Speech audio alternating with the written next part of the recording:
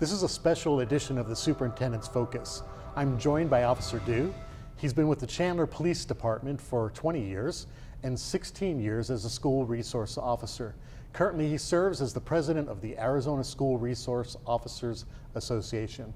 We're here to talk about something that affects all of us, keeping our schools, staff, and students safe. We know you spend a lot of time at school, and your families trust that school is a place where you can focus on learning without worrying about your safety. We want you to know that school safety is and always has been our top priority.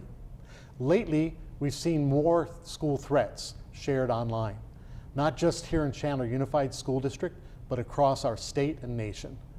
This is something that me, as your superintendent, and my administration take very seriously. Every safety concern that comes our way is thoroughly investigated, and our partnership with law enforcement is critical to making sure those investigations are handled properly. Officer Dew, can you explain the process of investigating a school threat? Every threat that comes in is treated as a valid threat until proven otherwise. If there's a specific school referenced or a location, we work collaboratively with the administration and district personnel to ensure that campus is as safe as possible based on the information that we have. But sometimes it's a challenge when it's a vague threat.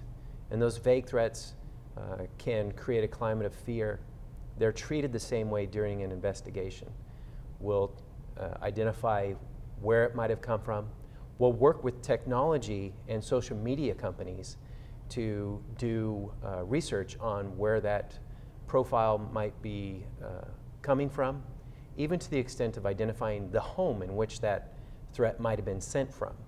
So there's an electronic footprint that can always be tracked.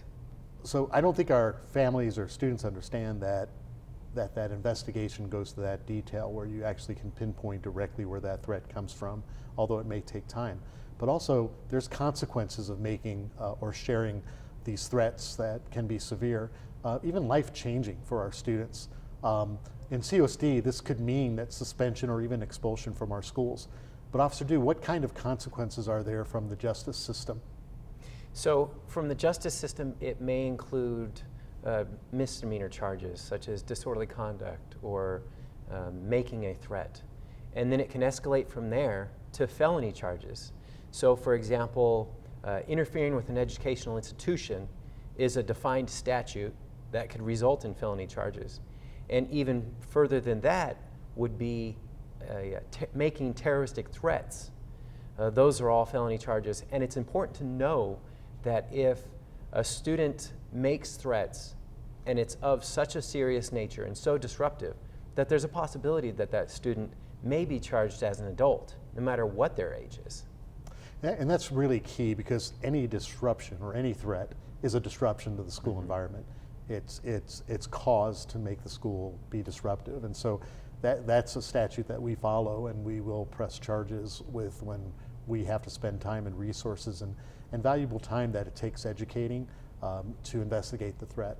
But it's also important that to remember that sharing harmful content online can cause a lot of fear and confusion in others. And that's why we need to be mindful that what we post and share and take responsibility in that.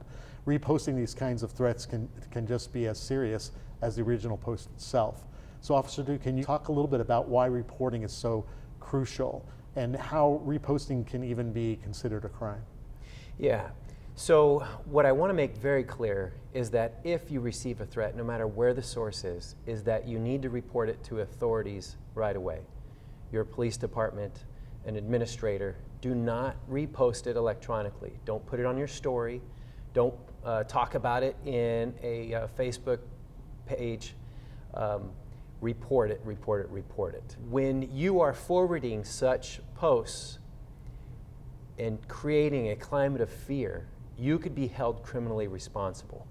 And it interferes with the accurate investigation of such a threat. We have the benefit of having school resource officers assigned to every high school campus and every junior high campus. They are on those campuses to build positive relationships and be a intervention and prevention in the lives of those youth.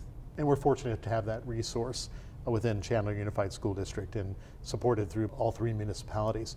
Officer Drew, can you tell us a little bit of what parents can do? We really encourage parents to have open lines of communication, doing what I refer to as a temperature check, understanding how they're feeling about the events that have taken place and how they feel about moving forward.